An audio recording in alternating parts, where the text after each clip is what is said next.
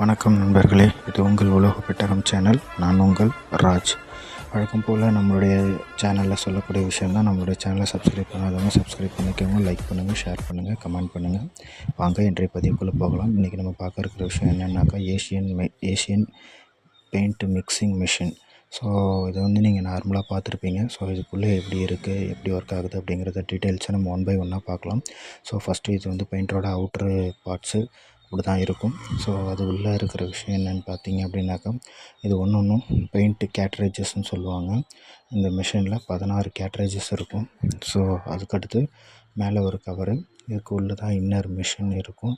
கீழே பார்த்தீங்க அப்படின்னா ஒரு மோட்ரு ஃபிக்ஸ் பண்ணியிருப்பாங்க. நம்ம ஃபர்தராக அடுத்தடுத்த வீடியோஸில் அதை பற்றி நம்ம டீட்டெயில்டாக பார்க்கலாம். இப்போ இது ஒன்று ஒரு கேட்ரேஜஸ்ஸு. ஸோ இந்த மிஷினில் பார்த்தீங்கன்னா 16 வகையான கலர்ஸ் இருக்கும். அதுக்கு ஸ்ட்ரெயினர்னு சொல்லுவாங்க. ஸோ அந்த ஸ்ட்ரெயினர் கேட்ரேஜ் இதில் தான் ஃபிக்ஸ் ஆகிருக்கும்.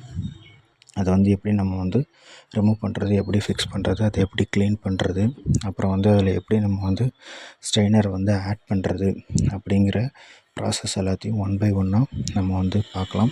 ஸோ இந்த டைப்பில் இருக்குது பார்த்தீங்களா, அந்த இடத்துல ஒரு சின்ன லாக் டைப் கொடுத்துருப்பாங்க. அதை நம்ம கையால் ப்ரெஸ் பண்ணி எடுத்தோம் அப்படின்னாக்கா அது வெளியில் வந்துடும்.